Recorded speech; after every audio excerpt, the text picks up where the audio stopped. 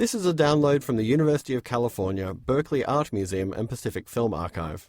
To find out more, visit bampfa.berkeley.edu.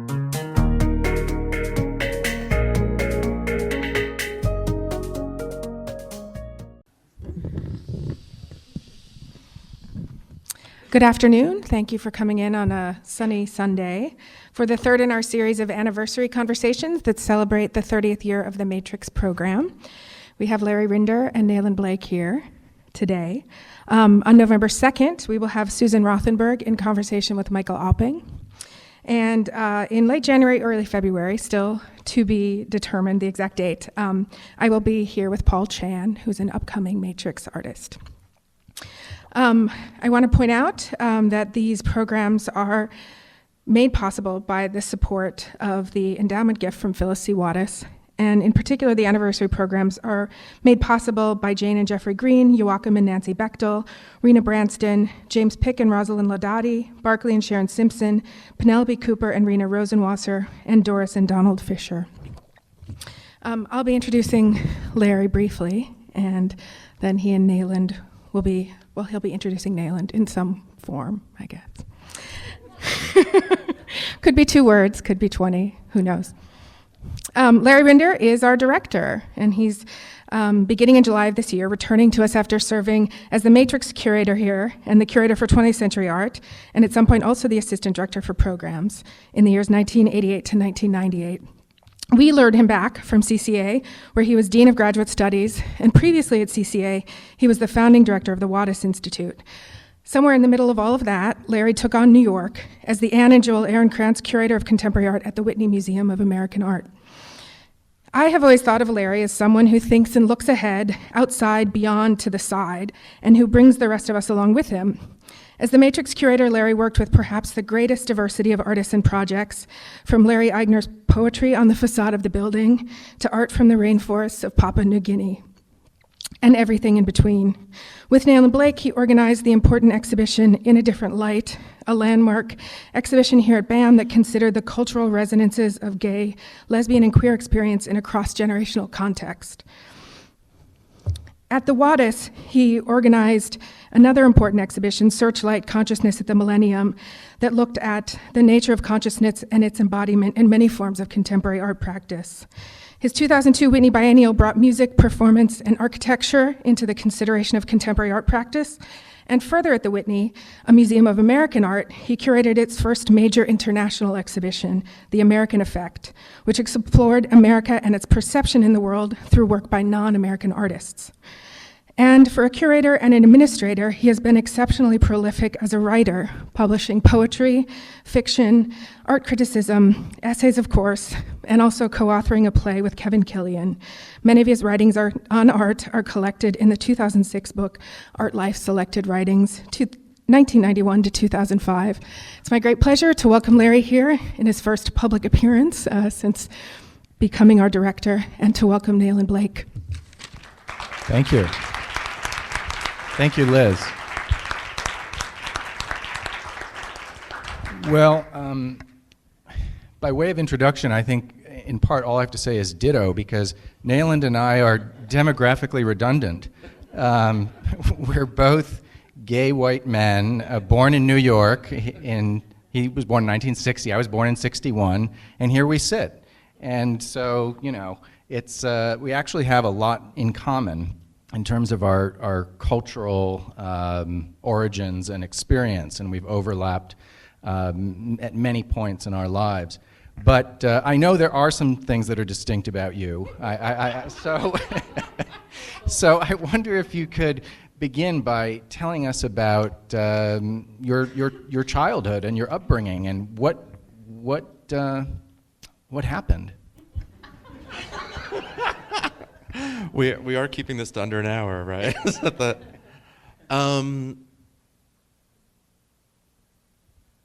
Okay. Well, I guess. Well, one of the things that's distinct is that I'm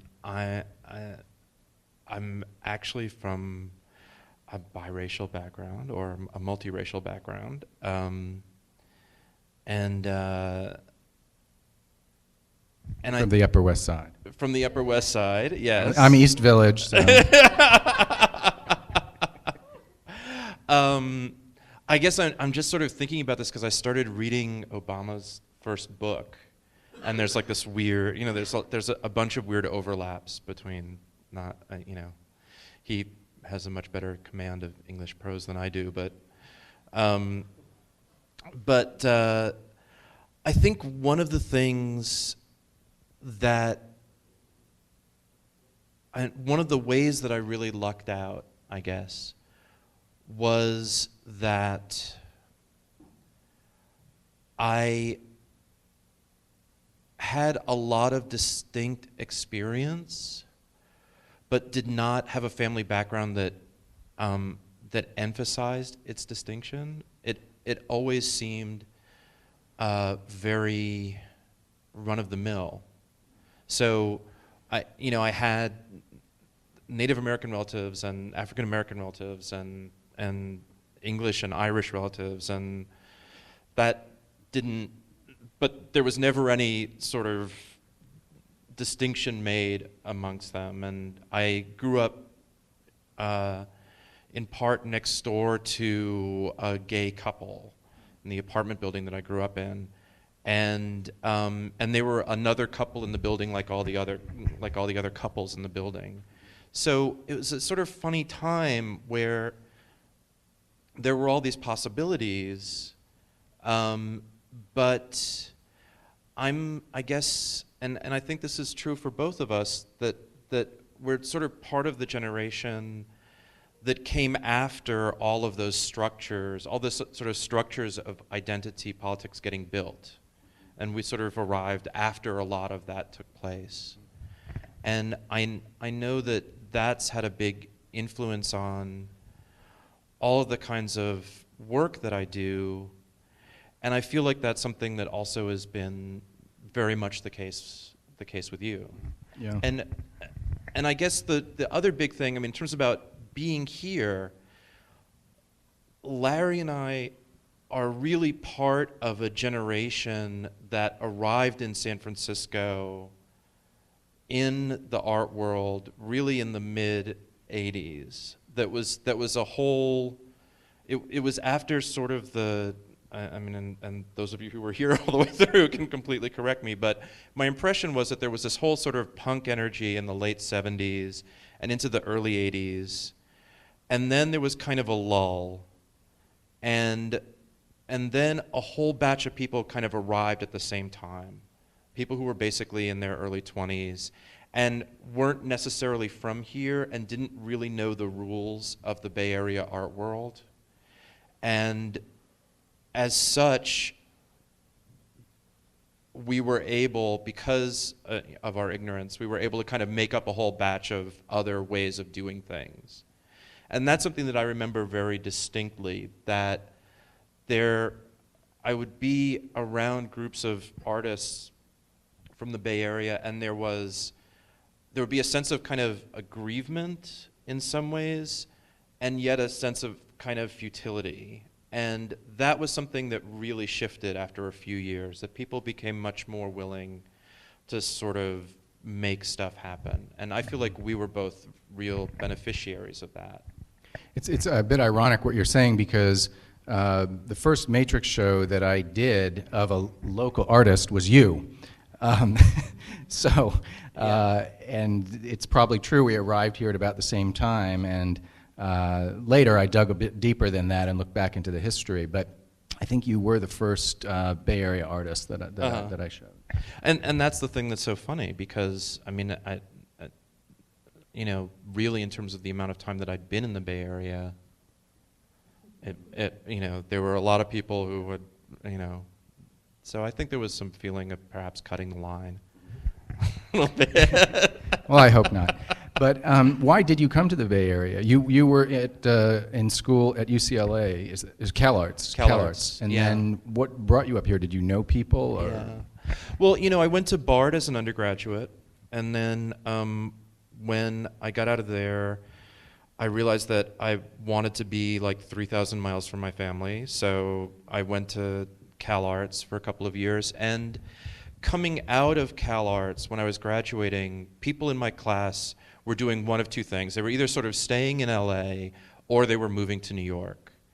And we're talking like 1984, and I felt really strongly that I understood a lot about New York, and had been around the New York art world since my high school years, and I knew that my work was not developed enough to sort of withstand the kinds of peer pressures of New York and the kind of cyclonic and psychotic opinion making that kind of goes on there, and the things that the pressures that are put on young artists there. So I don't know how to drive, so I couldn't stay in LA. I'd sort of bummed every ride I could bum in LA. And I wanted to go to a place where I really didn't know anything about it. And San Francisco had good public transportation, relatively. Did you know anyone here when you moved here? I had one friend here who was a friend of mine from Bard. This guy named Jonathan Hammer had moved up here. And ironically, like, I moved up here and he moved to Europe to go to bookbinding school. So he wasn't even around when I moved up here. And I initially lived in Berkeley over on Rose Street in a house with like 3 recent Berkeley grads, one of whom was the brother of a friend of mine at Cal Arts. I worked at the Marina Just Desserts, which was like a job that I got because someone who was a classmate of mine at Cal Arts was like, oh, you're moving to the Bay Area, you know, I know some people who worked at Just Desserts, maybe you could get a job there. So it was really like there was nothing sort of set up. And it was great to get here and really feel like there was so much possibility here, you know, that it was still a place where people could afford to work in a cafe and actually live someplace and afford to make work, you know, and still get a studio. And then I started to learn other stuff about the art scene in the Bay Area, and you know, I feel like I really, really lucked out because it is a really remarkable situation, and it was very interesting at that time as well. And once you started to learn more about the artists who had been working in the Bay Area and were currently working here at that time, did you begin to feel a connection to the history here or to your contemporaries who were already working when you arrived? Well, you know, it's funny because it's funny how stuff gets started and then comes back around.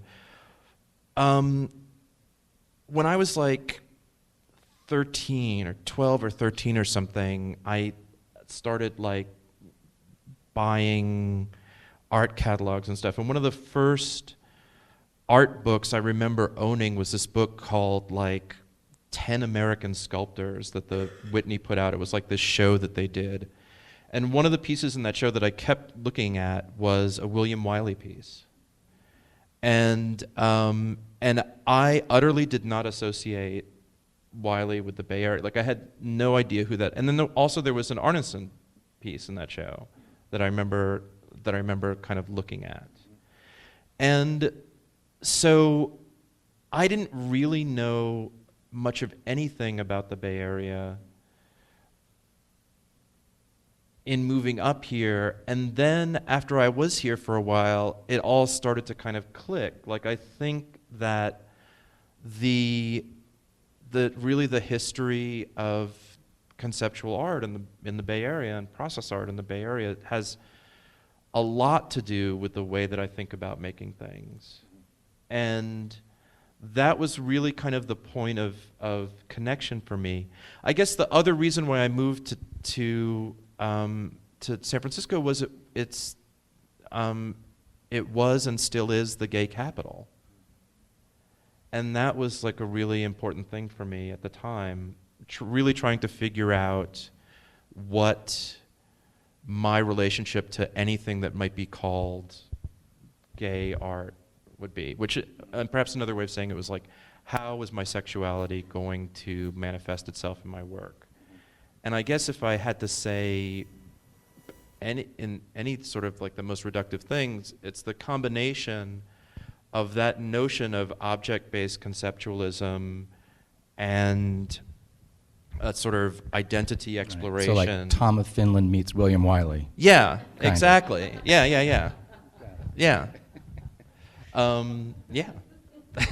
Good, sounds great. Yeah. We're doing and I've met Tom of Finland and William Wiley. Good. So I literally, that is me literally.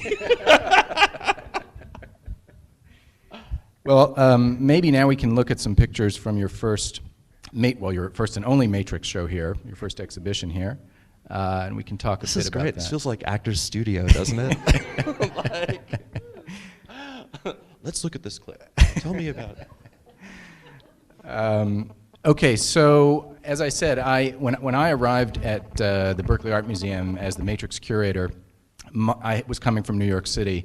I came here in '88, and my goal initially was to present in the Bay Area the works of the artists in New York who I had gotten interested in when I was there, artists from the mid '80s, many of the people who I had worked with at Gallery, Nature, Mort, and so on. And it took me a while, actually, to have any sense of what was going on in the Bay Area, and you were one of the first artists who came to my attention. I can't recall how that happened, but I thought, well, here's a good one, and I'm going to give him a show.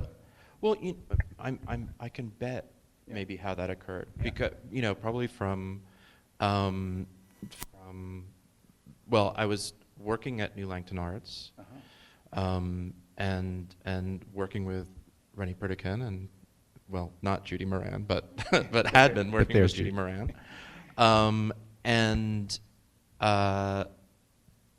and also working with Anne MacDonald, who is not here, but who was a huge connector and motivator of people in the scene, just in terms of bringing people together socially and connecting this person with that person. And I think that's when I think about like how I heard about you, or where perhaps we might have first met socially. Right. That's what Certainly comes to mind. Through New Langton or through Anne. I'm sure. Yeah. So I think this show was late '89, early '90, something along those lines. And I guess I approached you and said you can do anything you want, and I may have suggested that you work with the collection, or it may have been your idea, but it turned out to be an incredibly beautiful and resonant, but very complicated exhibition, actually. I mean, really complicated, intellectually, curatorially, not for me. I mean, you sort of took on the role of curator in the show itself. And so I wonder, maybe you can just sort of walk us through it. Sure. It's it's funny because when I do a slide talk and when I sort of show the slides of this piece, basically what I say is, well, there's a lot of backstory with this piece, and we got a lot of stuff to get through, so I'm not going to go into it now. So now's the opportunity to actually go into it now. Basically, this is the second in a series of pieces that I've done over the years that were called suites, and they were called suites because they were groups of objects, usually related to some sort of a text. This one is called the Schreber Suite, and it took as its starting point Daniel Paul Schreber's book, Memoirs of My Nervous Illness. Schreber was a German judge in the 19th century who was diagnosed as a paranoid schizophrenic. And he, while institutionalized, he wrote this book. And the book was his court brief to try to get himself released, to prove his own competence to take care of himself, so that he could be released from custody, which actually was successful. The book ended up being used by Sigmund Freud as one of the 3 case histories. And in Freud's analysis or examination of Schreber's book, he uses Schreber's text as a way of postulating a paranoid basis for paranoia. Did I say a paranoid basis? Homosexual basis paranoia. for paranoia. Yes. What the book is actually a really great read and sort of weird proto-surrealist text, and in it, like Schreber had a very elaborate delusional system that involved himself being penetrated by the rays of the sun in order to bear a new race of humans, and there's this whole elaborate thing about nerve connections, and what I tried to do was actually to place the text back in its historical context as a kind of proto-surrealist work. And what I did in the installation was to make a number of objects that were related to it, to the text, to images in it, and then also to perform some operations on the body of the museum itself as another way of kind of enacting that text. So this is a selection of works from the museum that are contemporaneous with Schreber's text. And everything that looks like a wall label there is a paragraph from the text. So when you were going through the show, you were kind of getting a bunch of Schreber's words and sort of seeing them echoed in the images that were from around that time. And then if you want to keep going, this mirror here is a reproduction of the mirror in the men's room down here at the museum. And part of Schreber's delusional system was he thought that parts of his body were being switched out and removed, and that he had just sort of a kind of hollow cavity in his torso. And so I was doing this thing of sort of flipping different parts of the museum, like moving them from one place to another. So in the bathrooms down here, in the men's room and in the women's room, I silk-screened paragraphs of Schreber's text onto the mirror, and then did this thing of kind of reproducing the mirror up there. And it reflected the works from the collection that were on the other side of the room. Exactly, on the other side of the room. And then this sort of steel kit that's here in the foreground. I was doing these pieces at this time that were all called like either workstations or kits. They were all took as their imagery kind of either bondage equipment or medical kind of medical accoutrement, and they basically gave you everything you needed to complete a particular kind of action without necessarily spelling out like what the action was or what the task was. So for me, those things were all about kind of projecting yourself into the object and projecting your interaction with the object, which is, I mean, partially how I get to the kind of object-based conceptualism thing, that it's that really what's important is both your sort of embodied relation to the piece, but also your sort of mental operation on the thing.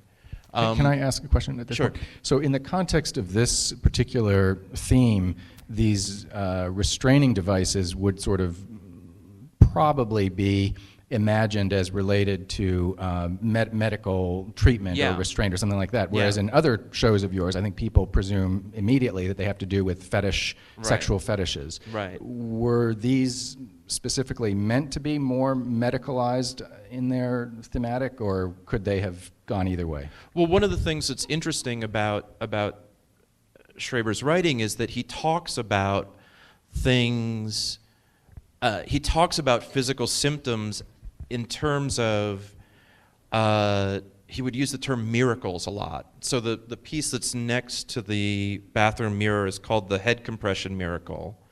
And so Schreber would talk about this feeling of having bands around his head and those being sort of compressing and destroying his mind. We're talking about the 19th century here, and he actually underwent various kinds of hydro and shock therapy. And there's a strain of thought within the psychiatric community that argues that what Schreber is actually describing in those supposed delusions are his treatment, and that Freud knew about the types of treatment he was going. Like, for example, there was a whole part of Schreber's thing was that he was being turned into a woman, right, to bear the children of God. Freud translated that into a notion of homosexual attraction for his doctor. But it turns out that that doctor, who was someone that was known to Freud, did prescribe castration as a way of dealing with schizophrenia and paranoia. So there's a kind of funny loop one of the reasons why this show was important to me was that it became this place where the ideas about sexuality and the ideas about fetishism collided, and that those objects could read as both in both ways. And that to me is one of the things that's intriguing. I'm interested in sexual fetishism and things like BDSM as texts, as ways of organizing meaning for people. Instead of being discussed as deviants, they're types of art making. They're types of constructing and organizing experience. So that's the thing. It's like those two things coming together, both the medical and the sort of fetishistic, and also the surreal. The way in which, to me, certainly the mirror has a lot to do with a kind of precursor to the large glass. And actually, I guess we can look at the other, whatever it is, the diagram of the heavens thing. So this piece here that's under the skylight in the Matrix Gallery is called Diagram of the Heavens, and Schreber had this very elaborate notion of hierarchies of gods, and the way the piece is made is that these are glass shelves that have been etched with text, and then they're lit from above so that the way that you read the text is by the shadow that's cast on the wall. And for me, this was, again, really trying to place that text as a kind of precursor to to work like Duchamp's. And sort of, referring to the sort of notion of mechanized or displaced sexuality in Duchamp as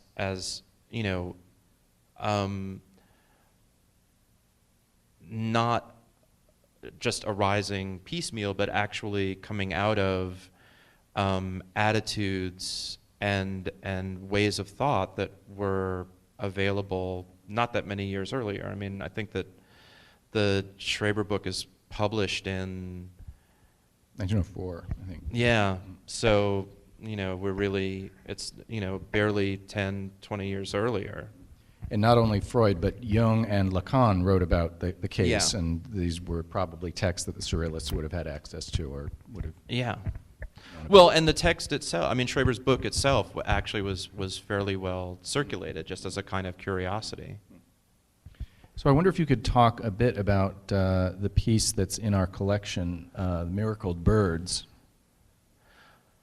Sure. One of the parts of Schreber's delusional system was that birds were the messengers from God that were bringing him these messages, but they were kind of stupid messengers that could only repeat these kind of nonsense phrases over and over again. And Freud has something where he's sort of decoding the phrases and what it is that they actually mean. But this piece is this, just kind of like almost natural history diorama of bird wings, and then these little sign paintings that have the various phrases on them. And then the framing, the framing on them is this kind of sunburst, also, vaguely sort of anus-shaped frame with the sort of frilled edge.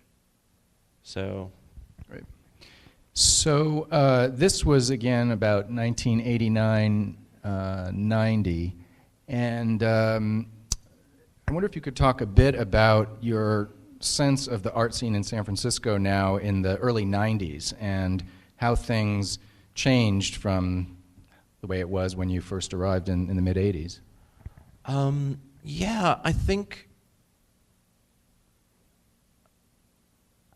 one of the things that's really interesting about the Bay Area is that, you have all of these kind of waves of people coming out of the schools. At that point, it was primarily the Art Institute, to some extent CCA, and then the program here at Berkeley. And what would start to happen is that people would kind of organize their own space. I mean, one of the reasons why I thought the Bay Area was so fantastic is that there was this period in the U.S. in the late 60s through the mid-70s where artists, got it into their heads that they would make their own thing happen, that they wouldn't wait around for institutions to validate what they were doing. And the Bay Area is, to my mind, the place where that has lasted longest for any number of reasons based on the kind of, monetary ecology of the place.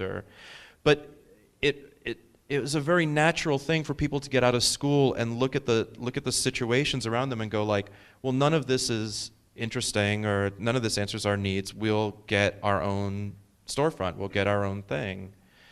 And then, 2 years later, all those things that they started are now like the boring hidebound institutions that don't answer the needs of the students who are coming out. And you get like another crop who kind of condemn all them and then start another thing.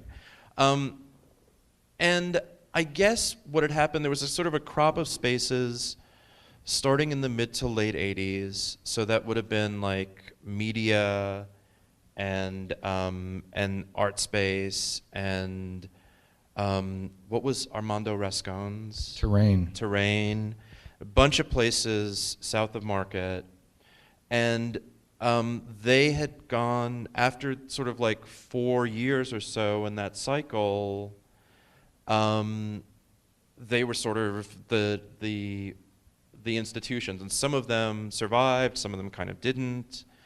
And a new crop was starting to kind of bubble up at that point. The other thing that was really going on, I think, was that both here and at SF MoMA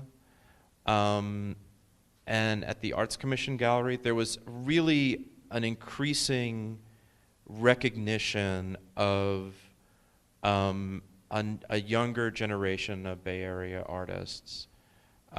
Certainly myself included, and that was, people were having more and more prominent shows. I think about like the Facing the Finish show that SF MoMA did, that had a lot of younger people from around the country, but also a strong core of Bay Area people. And so suddenly there was the possibility of a different sort of career path than I think there had been before.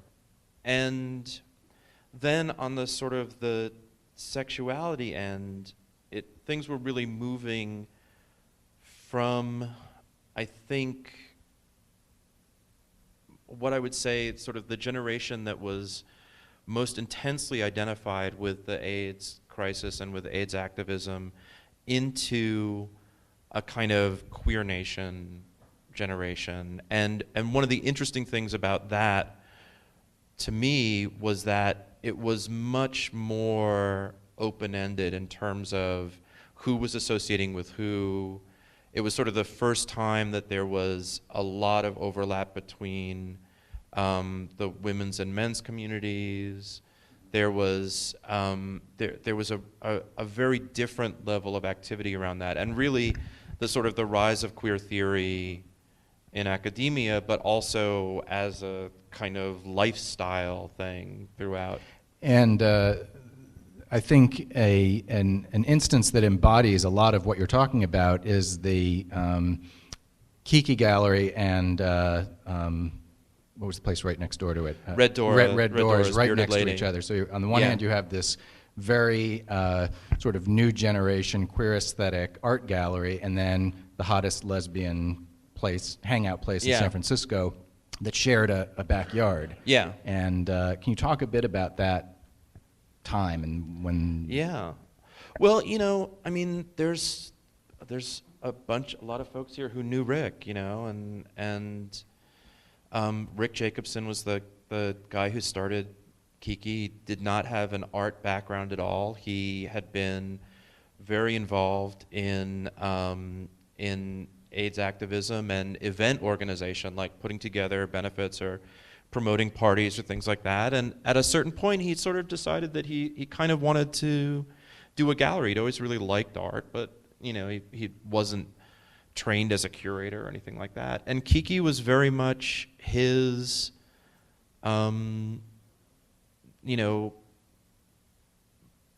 attempt to make his own fun, I guess is the best thing to say about that. And while I knew the women who were involved with Red Door, I didn't know them well enough starting out. But that place had a very similar feel, that it was like, okay, let's have performances, let's have stuff happening.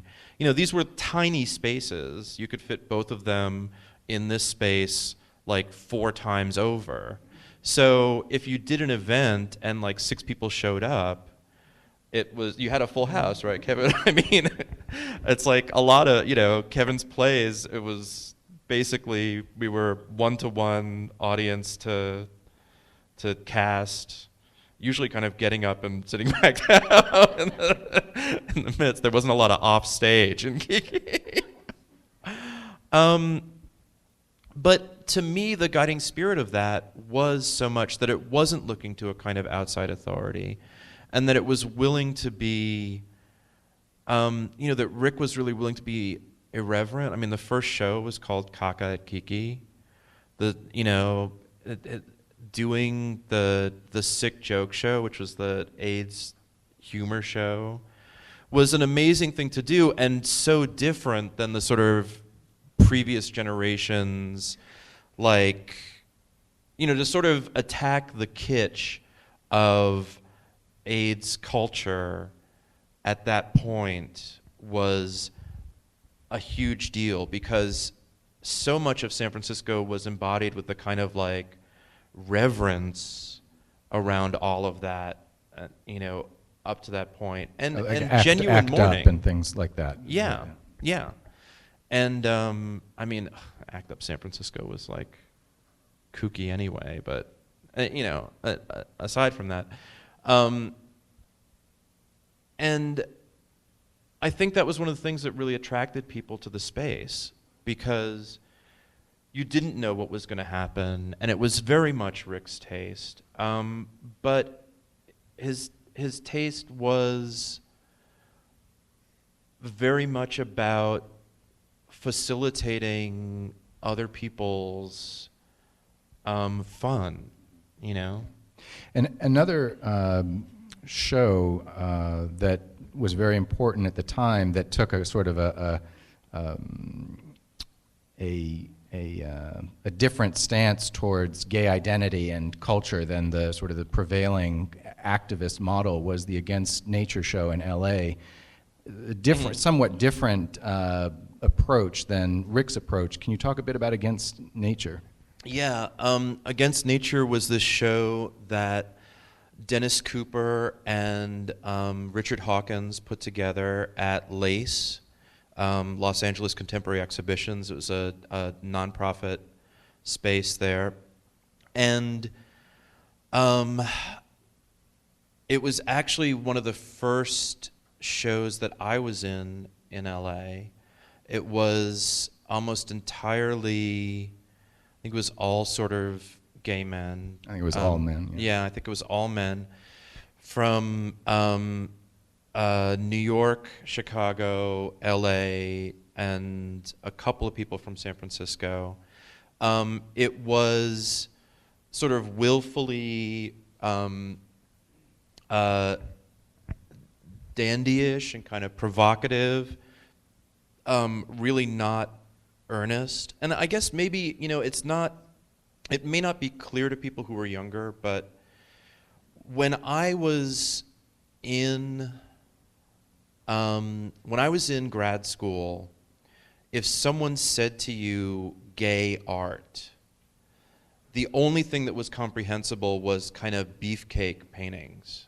Was maybe on the high end Paul Cadmus, but it was really representations of kind of pinups where it was men as the object of appreciation rather than women. And that was it. And nothing else was really legible as gay art.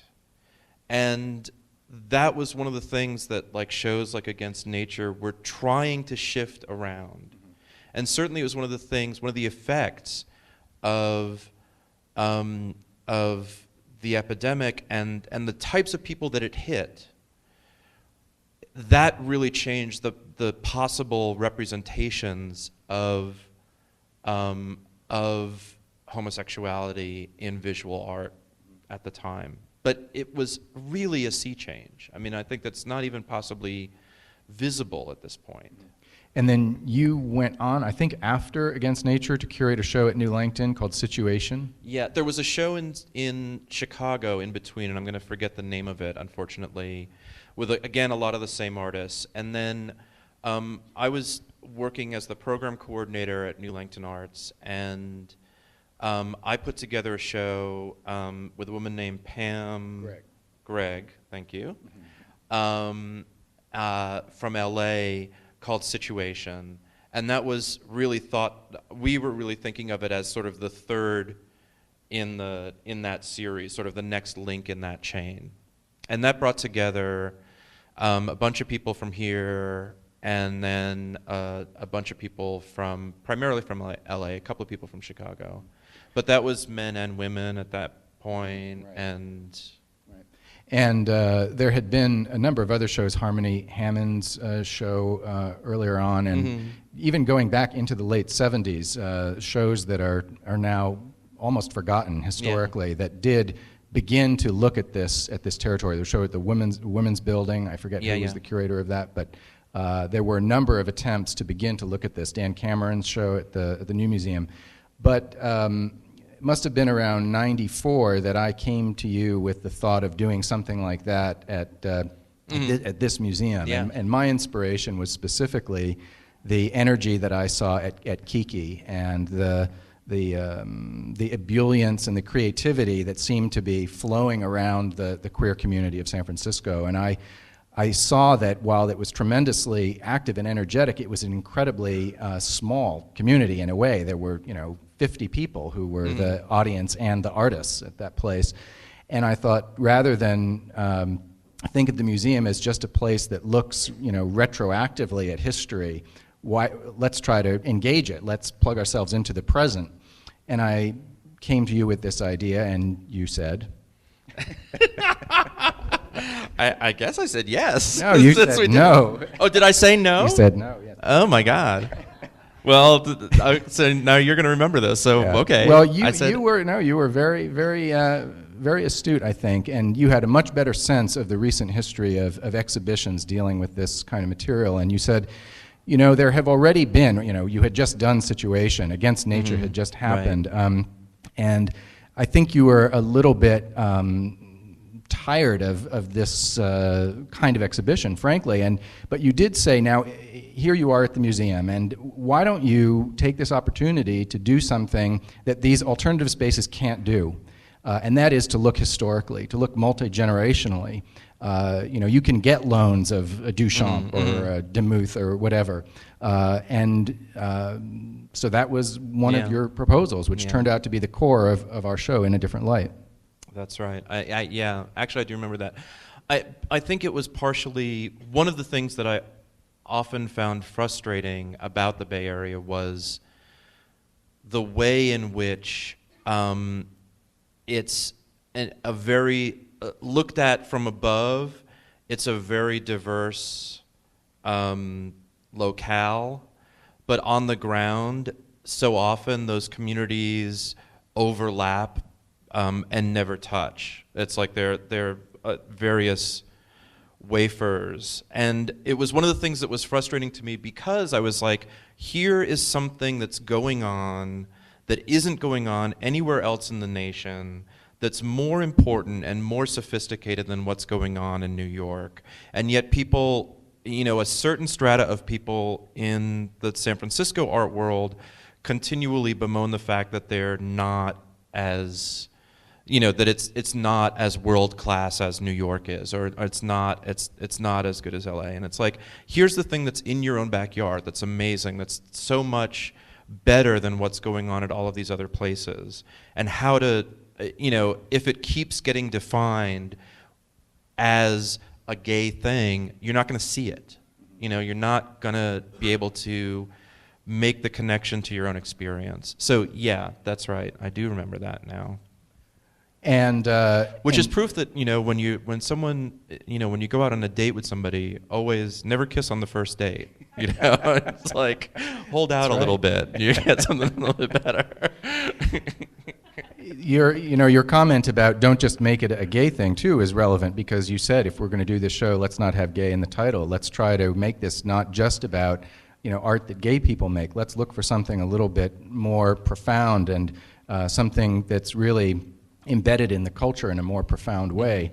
And one of the things that we did in this show was we did not limit ourselves to work made by self-identified gays or bisexuals or lesbians, but the process of assembling the work in the show was a bit unusual, and I think that you suggested at the outset that we borrow methodology from some sort of surrealist game and sort of free associate relationships of images and objects before, in advance of having any notion of why they should belong together. And this was very difficult for me as a sort of academically trained curator to do, and also very difficult for the museum as an institution to accept, because in a typical exhibition development process, you start with the explanation before you have any works, typically, or you might have some, but you certainly don't have all of them. And you said, let's just turn that on its head. Let's pick all the works before we know why we're picking them. And that was very strange, and I thought, well, he's the artist. I guess we'll do it that way. Yeah, I think that, and this is something that I still see as kind of problematic in terms of many large curated shows start at the idea level, and then you come up with a list of artists that you think fit that idea, and then you go to those artists and you ask them for a piece, and you may get something. You'll get something from each one of those artists, but whether or not that actually contributes to the idea almost becomes secondarily, important. It becomes just like the list of artists is the thing that's most important. And my thinking was, start with the stuff that you would love to see together. Like, what is a combination that you would love to see? And then and then build from those particular pieces to the idea that combination represents. So this, for example, this group here. This is part of the first section in the show, which we called Void. And it was all sort of images of emptiness and absence. And so we've got Michael Jenkins on the left. And then is that Rex? Ross Bleckner. Oh, that's right. That's the Ross Bleckner painting in the middle. And then the Warhol Jackie painting. And I remember when we were constructing this, it all started to be around like sort of circular images, sort of a white on white thing, and then that began to sort of indicate this notion of loss. Instead of sort of talking about, and then it became about indexing different kinds of loss. I remember that we had a Judy Chicago, this Judy Chicago drawing in there, which has a text on it that's what happens when your center is ripped open. And it's this text that's actually about having a bad discussion about your work with like a curator or someone who didn't really understand. Yeah, it's from the Rejection Quintet. Yes. Yeah. You gotta, it doesn't dawn on me to do something like that, but you gotta love somebody who settles a score, right? It's like takes the time to settle the score in the studio. And we actually received, like in sort of the sharpest critique of this show, came from a lesbian critic who said that by placing the Judy Chicago on top of this Rex Ray wallpaper blow up of a semen stain, we were like, once again, gay men like coming on lesbian experience, superseding lesbian experience by coming on top of it. I don't think that's. I think it's a kind of misread of what else is going on in this setup. But in there are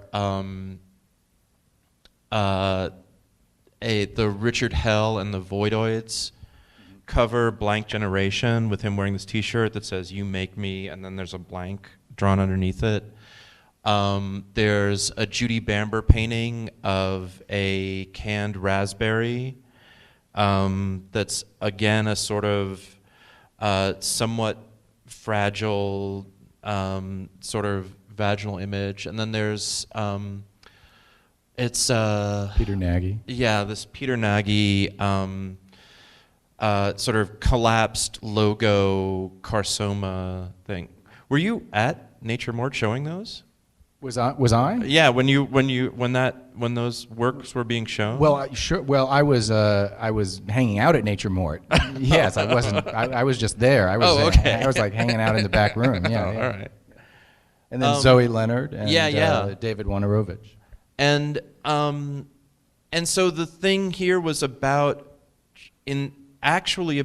trying to situate works relating to AIDS within a continuum of mourning and emptiness and distress, rather than always making the argument that this is a unique and impossible thing to describe.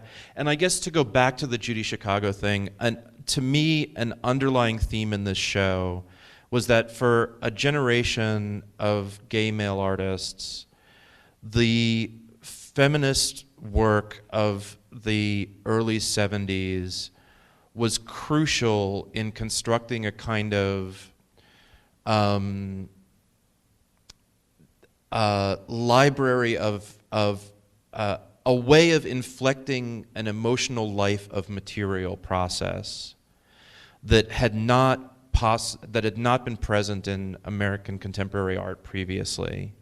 It was a way of talking about the emotional valences of abstraction, and really by connecting it up with notions of whose work is it, what work is being done, where do you find these materials otherwise. And I think that that was essential to an entire generation, an entire subsequent generation of work. And so to me, many works related to the AIDS crisis are due entirely to the work of someone like Judy Chicago. I want to point out Scott Burton's chair in the foreground, but then That's right. Brett Reichman, which was on the perpendicular wall and certainly was very much in conversation with the Judy Chicago. Mm-hmm. Yeah, it's this sort of empty mirror piece. So then we went into the next room, and this section was called Self, and here's where we got into some of the historical connections. The Man Ray portrait of Isidore Ducasse, adjacent to Scott Hewiker's piece, Someday He'll Remember Me, Scott? Someday He'll Make It Plain to Me, yes, which was an adorable little penguin-like stuffed thing on the floor. And yeah, only slightly sad. And then right above it, Kathy Opie's self-portrait with her back inscribed with a happy lesbian couple. Yeah. Cut by Judy Bamber, actually. That's the person who did that cutting. And then Duchamp, and you were referring to the large glass before, and I know Duchamp is really a very important figure for you, particularly in terms of your understanding of queer art and aesthetics or whatever. Can you talk about that? Well, I think that Duchamp is certainly the person who introduces gender confusion to contemporary art practice, and that the extent to which his work then became the template for the generation of artists that I saw the most of growing up, which is sort of the Rauschenberg, Johns, the sort of Warhol pop generation. The fact that that work was so predicated on a kind of unsettled relationship to gender, along with everything else that work was about complicating.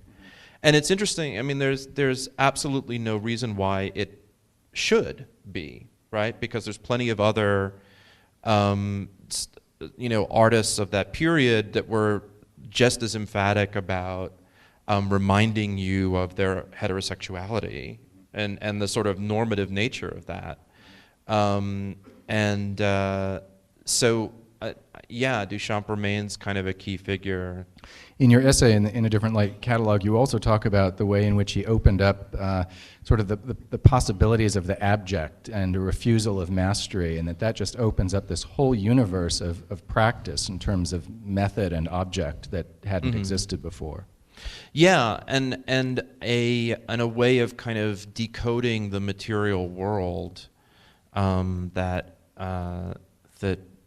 people had, that was certainly now such a part of my consciousness that it's very hard for me to imagine a time before it, a time without it. So this was the section we called Drag, and we had on the left there Sherry Levine, a Robert Morris poster, Sherry Levine after Walker Evans, and the one on the lower left. That's a Judy Bamber. That's Judy another Bamber. Judy Bamber. The bit gag.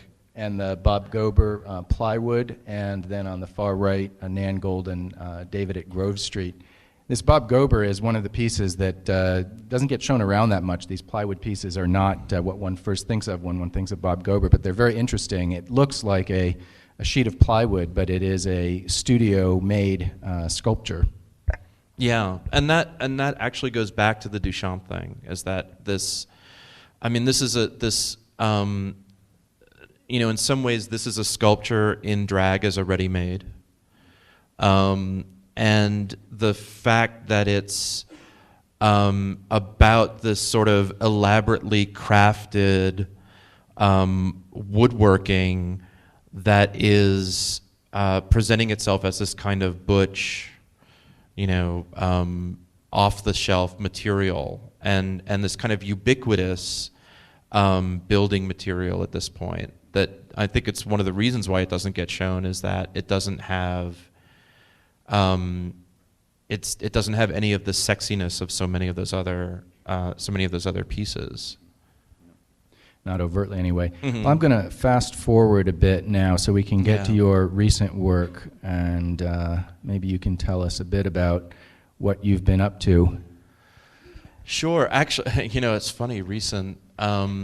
This is from '93. So we'll get more recent. But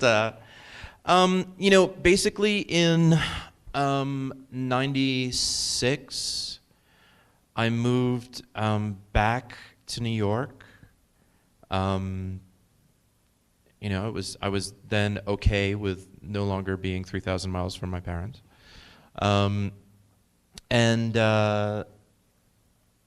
And actually, it's been an interesting time. I think that I don't want to sound like too much of a downer. I think we're in a really weird time for art, I just have to say. And it makes me very happy to be back here and to sort of be reminded of a lot of this. But I think we're in the U.S. We're in a very funny time for artistic practice, and part of it to me is the amount of information that we're inundated with. And the things that I find myself moving towards more and more with my own work are things that really require a material, a personal encounter with the material, a sort of daily connection to making things, and also sort of the willingness to be invisible. I think that art making has become this kind of odd career possibility for people that on one hand it's like playing the lottery. You could hit it really big. But I don't hear a lot of people talking about what they hope art can do, what they hope the practice of it can do. Certainly in New York, there's the sort of spirit of people organizing their own thing is making a slight comeback, but it's so frail at this point. So much of it is based out of the hope of striking it big. And I go through show after show in Chelsea and just wonder, like, why are people really bothering? Like, what is it that they kind of hope to have happen here? And there's a sort of an odd disconnect. So for me, going back to New York has allowed me to do some more work in Europe. That's something that was very difficult to do here. I think the one thing that I will say for New York that may well have changed here, but wasn't so much the case when I was living here, there is a certain audience in New York where the expectation is that the work is going to change. And if the work doesn't change, there's something wrong with you. And there's and there's in the past there was a kind of strain in the Bay Area that was all about things kind of, you occupied a certain position and then that was it. And then there was kind of more of that. And if I have to be crabby about the Bay Area, I have to say that the incredible openness to everything here is fantastic when you're reinventing yourself. And you come here and you like get to do something that you couldn't do anywhere else. But at its worst, it has a kind of sense that nothing has a consequence, that everything's okay. You know, it's like, oh, hi, good to see you, Larry. I'm a Satanist now. And it's like, oh, great. How's that going for you? You know, it's like, you know, next week, you know, I couldn't, the Satanist thing was stupid. You know, I'm a Hare Krishna now. And it's like, okay. You know.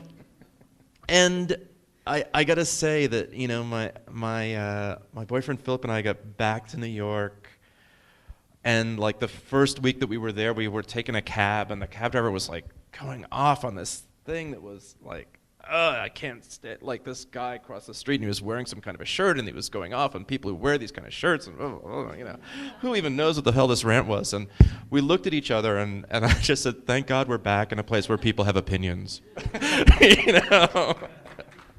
And it's, you know, that is, you know, listen, if that's the worst thing about the Bay Area, that's not a bad thing. That's not a bad thing to have going on.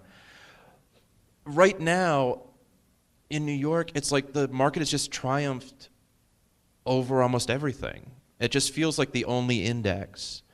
And I really see that in the art writing that's going on, there's no one seems to really be able to formulate any sort of argument to counter that. It just seems to be about like, okay, this is the, you know, the things just sort of spinning out of into a kind of nothingness. And well, there's some other things with that, but maybe we should look through some more pictures because we could wrap this up and talk to the audience, and they could look at your recent work online. Unless there's specific things you want. Well, why don't you just go through it quickly, and we'll look Okay. at the most recent stuff. Okay. These are in chronological order. So Yeah, just pretty go much. through? Yeah. Tell me when we'll to get up stop to going. the end. Keep going. This is the performance piece. All of my records. This is about 4 years ago. And then the most recent work is coming up. I've been doing a lot of drawing.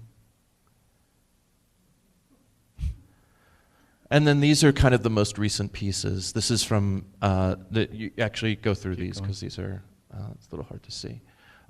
These are sort of bead, and this is from just a couple of months ago. They're beads. This is about 6 feet long by about 5 feet tall. Beads, chains. A lot of them are made out of stuff that I find walking the dog daily, and they, well, I can probably talk about them more in a bit. So in a sense, these are going back to some of my earliest sort of sculptural stuff. But there's a whole other bunch of work that I've been doing that you can't see online and that you can't see here. I've been doing these kind of performance pieces that are not documented in any way other than in my narrating of them. There's no photographic documentation. And I've been doing these pieces that are basically drawing on garbage, drawing on things on the street, and they're kind of left back out on the street. Doesn't get exhibited anywhere. And those things for me come out of this sense of the problems with contemporary information culture, this way that, and the sort of those bead pieces, you know, the line is always like, oh, well, you can't really see what's going on in the slide.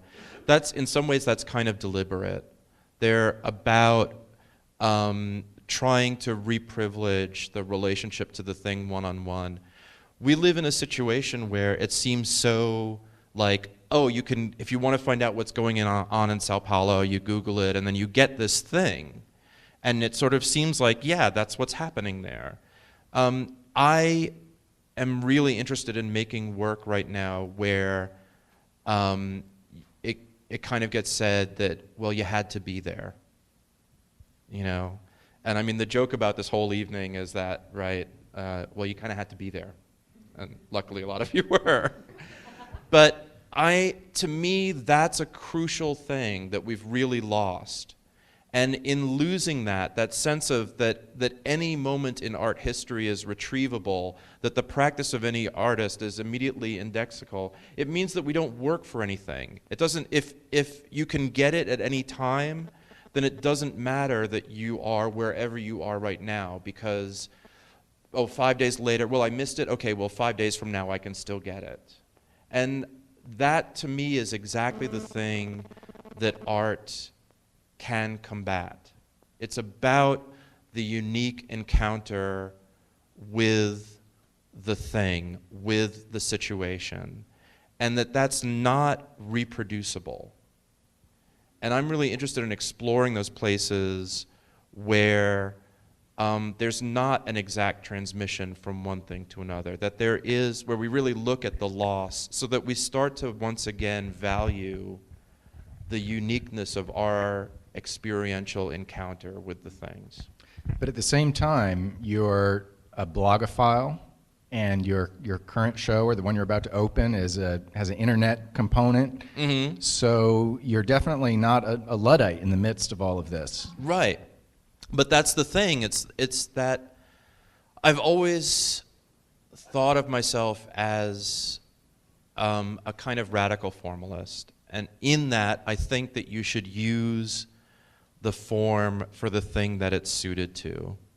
And there's things about online information that are great, and certainly the way to be able to have kinds of response with people through blogging is fantastic. There's people here today who I know because of, like, you know, online stuff, and that's amazing. That's completely enriched my life. But then, you know, I have no belief that, I mean, I avoid MySpace, but I have no belief that the friends that I have in this room have any relationship to, like, the 100,000 MySpace friends that you have. You know, that it is not, ultimately we have to figure out what shared physical experience does for us. Because we're moving into a time that tries to convince us that that we're sharing an experience when we're not really. We're just typing. It's like everything is being reduced to typing, and at that point, it means less and less. Right. Well, with that, any questions from the audience? Yes.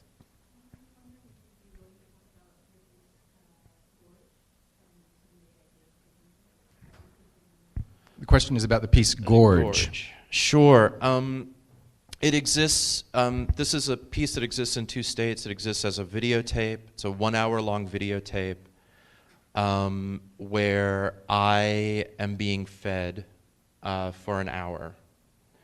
And then I've also done versions of it as a live performance. And in fact, I think with this next show coming up, I'm going to restage that.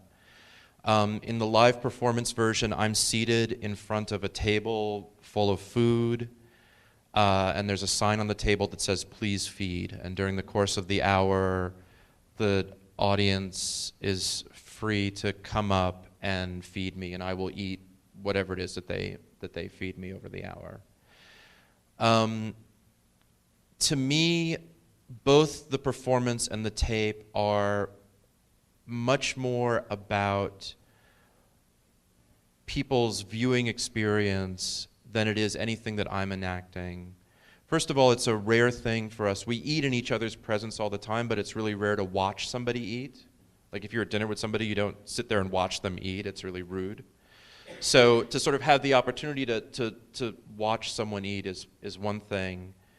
But also in the live version, the decision to feed me and what you're going to feed me, I think, has a big impact on the individual participants. So that for some people, it's an opportunity for a kind of sadism. For other people, it's an opportunity for a kind of care. I think in watching the tape, it keeps moving back and forth between whether or not you think the person who's feeding me is serving me or forcing or dominating me. And to me, that's the interesting place of it, are those places where it slips back and forth across definitions, and you can't quite make up your mind about it, like what's really happening here.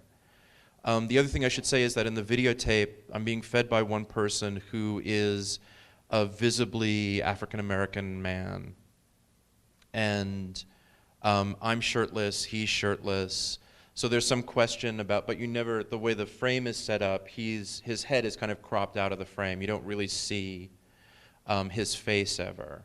And so the question about who's on top, who's ordering this, who's in charge of this, keeps flipping back and forth across that. And to me, the point of doing any of these things is about complicating definitions, complicating a received notion of what something means. And that's what we try to do within a different light, and that's what, hopefully that's what makes it of a piece with everything else.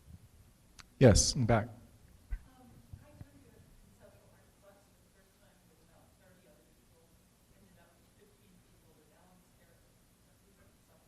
Mm-hmm. And we started out with explicit forms. Mm-hmm.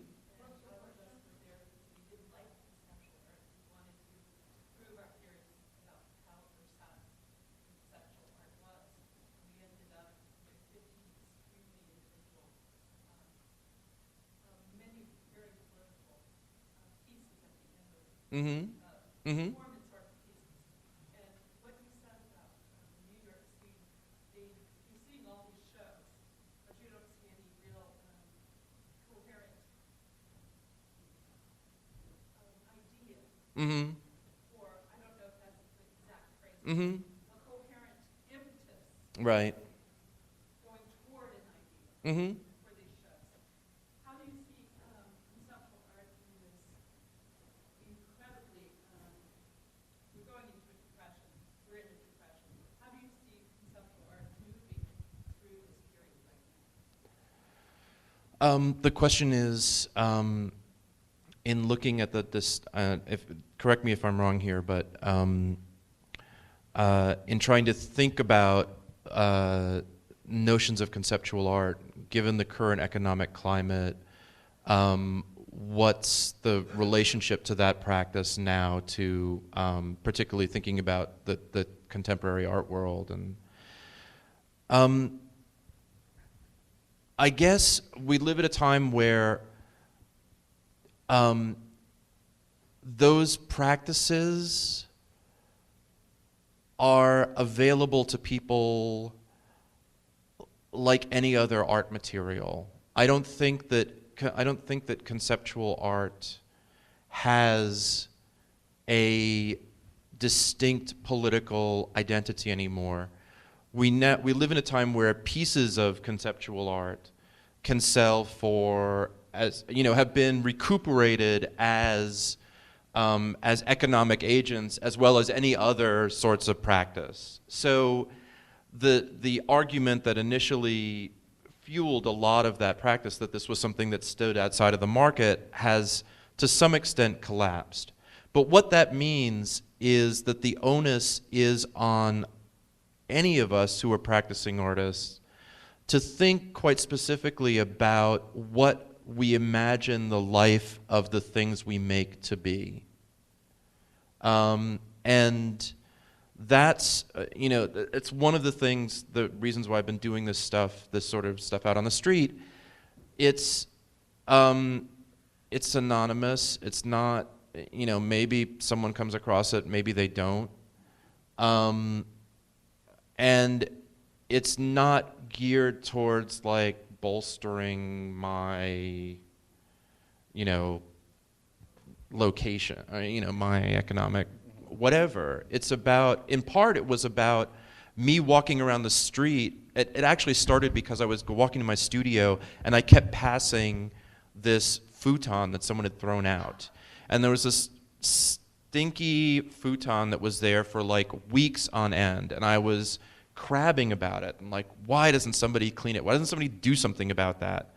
Finally, I thought like, all right, well, why don't I do something about it? And so, I painted something. I went back out from my studio and like painted this like, sort of simple picture on the futon, and left it there. 2 days later, it was gone. And probably the garbage like picked it up. Finally, it was worth throwing out. But regardless, one way or the other, that is to me actually the base level of political art. To be honest, that is like a political gesture, right? In my immediate environment, instead of sitting around and complaining about part of my daily experience, I used my training as an artist to make something different happen. And that is the type of political decision that's available to everyone in this room every single day. And that's, when I get sort of rabble-rousery about it, it's, that is the responsibility that we have, is hopefully to leave this situation better than we found it. And it's not outside of our ken. It's comforting for us to say like, oh, well, I don't have the power to do that. But the truth is that we do have the power to do that. And if we aren't willing to take those actions, then what call do we have on people to take actions that we think of as bigger actions?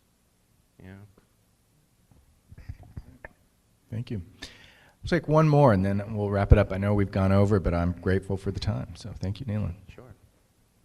When I saw the Kiki show at Schreber Suite this summer, one of the things that really struck me about it was the fact that here was this moment that needed to be treated. That it somehow, to me, like as someone who came to the Bay Area 10 years after Granite Gallery was in existence, that that wasn't immediately available and apparent and accessible to artists who are now coming up now, and that there seems to be this like historical sensibility here that jumps from Bay Area conceptualism, straight to the mission school, and so that's like was something that I thought over and over again, thinking back to that show and to that moment, which was like so energized and so much about your community at that time. Like why is it not more visible in our historical sensibility? It's a question for both of you. Do you want to? Well, it's a good question. I'm not sure why it isn't understood widely as being a very important moment in Bay Area art history. I'm very glad that this show happened this past summer and that it gave an opportunity for many people, particularly younger people, to get a sense of it. There was a wonderful zine that was published that I hope you have a copy of that has essays by many of the people who were involved. The period probably certainly deserves a wider study and documentation and more extensive publication, I think. Many of the artists who were involved in that scene have gone on individually to Kathy Opie, whose show opened at the Guggenheim a month ago. Nayland, Chris Johansson was involved. So individually, there has been tremendous recognition for people who moved through that time. But it's true that sort of art historically speaking, that moment has not been captured, and maybe in a way that's fine. I mean, I think we've all seen how the capturing of the mission school in a way has reduced what is just as exciting and just as diverse and energetic a cultural phenomenon as the Kiki show was to something that people think, oh yeah, mission school, I know what that is. And so in a way, the way that the Kiki thing has escaped containment is maybe its lasting legacy. Well, I think there's a two-part answer. One, the time period of that show is really just before the time period of websites. And so you got to remember that anything that you can find online is only there because somebody else typed it in. And nobody was sitting around typing anything in at that point, right? There was no place to type it into. And Rick was not a historicizing guy. You know, I mean, he was not thinking about his place in art history. That was not his training. It was about making fun for his friends. So those, you know, put those two things together, and I think we're incredibly lucky that Kevin and, you know, really thought to be like, wait a minute, you know, if we don't do something with this now, it's not gonna happen. But I would also say to you, and this is the thing that I feel very strongly that's going on in my current work, this is the way that culture works, is that we have experiences like that, whether it's seeing that show or something like that. I mean, doing the In a Different Light show was because I had seen these other queer shows and knew how much they had changed my thinking about making stuff. And so it's part of our duty when we see something like that out in the culture to pass it on, to tell somebody else about it, to make a piece that embodies those values. You know, that's the way that it really happens. That's the problem with the sort of online information culture, is that it allows us to imagine that someone else will do it. You know, so then we're like, well, why hasn't someone done the historical work on this? You know, it's us. It's just us. We're the only people who bring, you know, I mean, I see people out in the audience. I see Paula, I see Peter, I see Rennie and Judy. You know, it's like anything that I know about the culture of this area, I know because those people told me. You know, I know because those people organized the shows. I know because those people found those values to be important enough to bring, to make another manifestation of them in their own practice. And that's the game that we're in. That's the only way that any of this stuff really moves forward. You know, we can't rely on someone else to do it for us. We have to embody those values. Thank you. I think that's a great place to stop, and thank you so much, Nayland. You're awesome.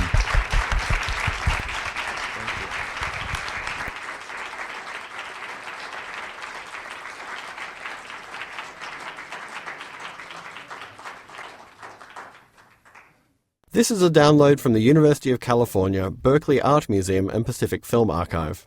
To find out more, visit bampfa.berkeley.edu.